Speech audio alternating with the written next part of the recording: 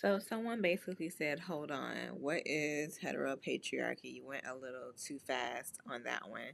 So I'm going to review that definition one more time. So it's a system of oppression that includes symbols, attitudes, beliefs, values, standards, policies, and practices that privilege the expression of cisgender masculinity, particularly through heterosexually coded acts, while exploiting, marginalizing, and victimizing those who hold other gender and sexual identities.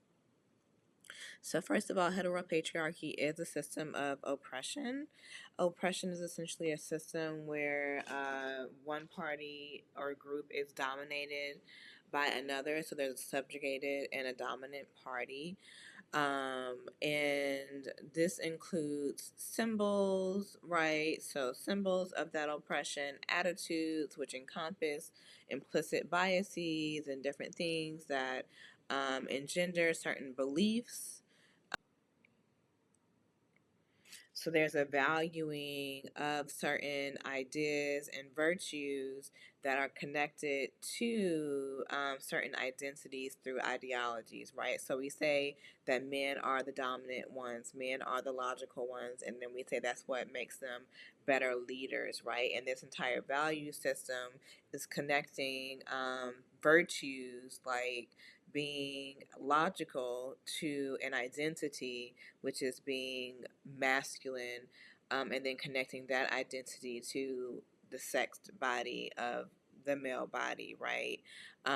But those things are not always connected, right? Because men are invited and asked to regularly prove their masculinity and under heteropatriarchy. And if they don't regularly engage in rituals to prove and assert their masculinity, then it may be questioned, right? Many men can relate to this and know that it's very much true in their lives. Um, so, policies and practices which uphold that. That's, one obvious policy that upholds heteropatriarchy is when you had the sanctity of marriage laws, right, that were upholding that marriage was between a man and a woman. And some could say the institution of marriage itself as a practice is very heteropatriarchal, and that is rooted in the fact that women were sold to men to be lifelong domestic and sexual slaves. Which brings me to the next point, that in heteropatriarchy, it privileges the expression of cisgender masculinity. So, like I just talked about, all the traits that we consider to be positive and good are always associated with the dominant group in an oppressive system, right? So, all of the traits that we consider to be positive, like being logical, being dominant, being assertive, all of these traits are considered masculine traits, right? Leadership, that's considered a characteristic or something that men should do.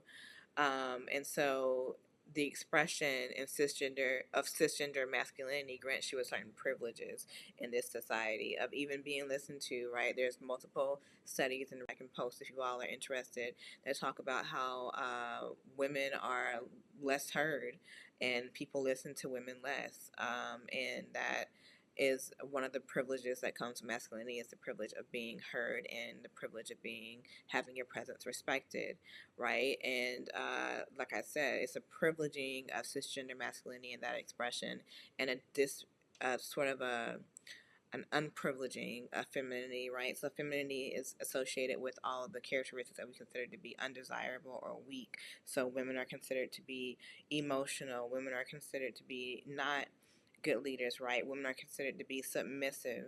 All of these traits that we consider to be traits that we disdain in this society, because people want to be on top. People want to be leaders. In a capitalist society, it's very competitive. So those traits are rewarded, right? And those traits just so happen to be the traits that we consider to be masculine. So the traits that we need to survive in this society under a capitalist economic system are given and assigned to be traits of the privileged identity of the body that we want to privilege in society, right?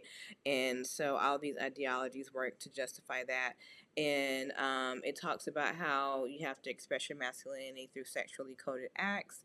I was just reading a book called Dude, You're FAG is the name of the book, and it was talking about how and young boys had to constantly assert their distance from being an FAG, essentially, and prove that they were not by sexually harassing women and making sexual comments to girls throughout the day, trying to inappropriately touch girls, things like this. Like, I definitely remember all of this when I was in school, right? And then the act of sex itself, like, is seen as a proving of masculinity, right? So these heterosexual acts are seen as asserting and proving one's masculine identity, and these things together are privileged in this society. So heterosexually coded acts that express a cisgender masculine identity are privileged and rewarded in this society, and those who hold other gender and sexual identities are exploited,